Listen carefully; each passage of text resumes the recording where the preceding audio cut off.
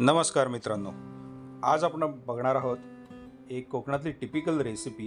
ही recipe तशी तर सगळ्यांना आपल्याला ओळखीची आहे, आपण घरी बनवतो, पण तरी पण एक साध्या सोप्या पद्धतीने ही भाजी कशी बनवायची ते आपण आज बघूया। काजू ओले मे महिन्यात किंवा एप्रिल महिन्यात आपल्याला खूप मिळतात आणि त्याचीच ही भाजी विशेषतः त्याच 2 महिन्यात आपल्याला मिळते। तर चला बघूया साहित्य काय आहे। आपण बघू शकता इथे आपण घेतलेला आहे कांदा, गोडा मसाला, बटाटा, लसूण कापलेली आहे, टोमॅटो घेतलेला आहे आणि कोथिंबीर चिरून घेतलेली आहे। आणि इथे बघू शकता आपले ओले काजू जे आपण साफ करून जवळपास एक 15 ते 20 मिनिटं पाण्यात भिजत ठेवलेले, जेणेकरून ते पुन्हा एकदा टवटवीत आणि फ्रेश आणि कुरकुरीत होतात। तुम्ही बघू शकता त्याचा आकार पण थोडासा वाढलेला आहे। अंदाजे 100 ते 150 ग्रॅम काजू आहेत। आता आपण तयारीला सुरुवात करूया।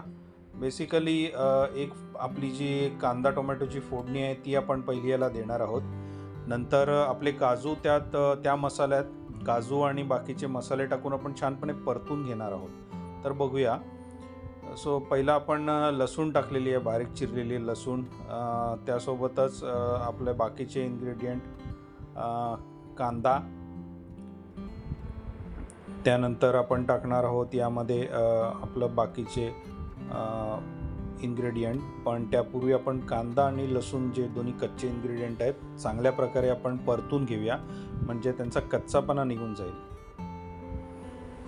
जवळपास एक 3 ते 4 मिनिटं आपण याला पूर्ण मोठ्या आचेवर चांगलं परतून घेतलेलं आहे।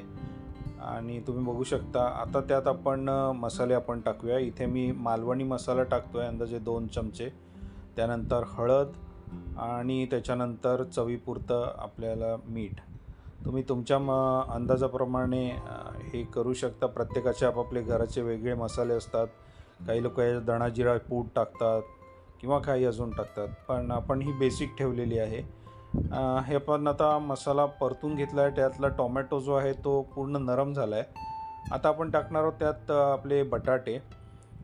बटाटे टाकल्यानंतर आपण त्यात काजू टाकणार आहोत आणि हे असंच सुक्कं थोडं परतून घेणार आहोत। सुक्कं यासाठी परतणार आहोत की काजूला एक व्यवस्थितपणे भाजता येईल आपल्याला, आणि हे जे घट्ट मसाले आहेत ते काजूला चांगले लागतील। आत्ताच जर यात पाणी टाकून ढवळलं आपण तर ते एकदम पातळ आमटीसारखं होईल आणि हे मसाले जे आहेत ते काजूला नीट लागणार नाही, कारण काजू ऑलरेडी गोडसर आहे आणि त्यात आपण बटाटे पण टाकलेले आहेत। सो हे मसाले पूर्णपणे त्याला थोडेसे त्याच्याच वाफेवर एक 2 ते 3 मिनिटं आपण भाजून घेऊया। 2-3 कोकम मी टाकलेली आहे आणि आता ते 2 मिनिटांनंतर मग तुम्ही थोडंसं याच्यात पाणी टाकून त्याला पूर्ण आचेवर त्याला उकळी येऊन द्या।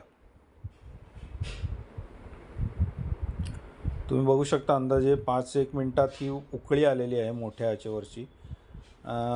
तुम्ही बघू शकता पाणी अजून विशेष आटलं नाही आहे, त्यामुळे आपण थोडा वेळ अजून त्याला उकळी देऊया। आता हे बऱ्यापैकी शिजलेले आहेत काजू आणि बटाटे। आता आपण याच्यात थोडीशी कोथिंबीर आणि सगळ्यात शेवटी आपण त्याच्यात आपला गरम मसाला टाकूया।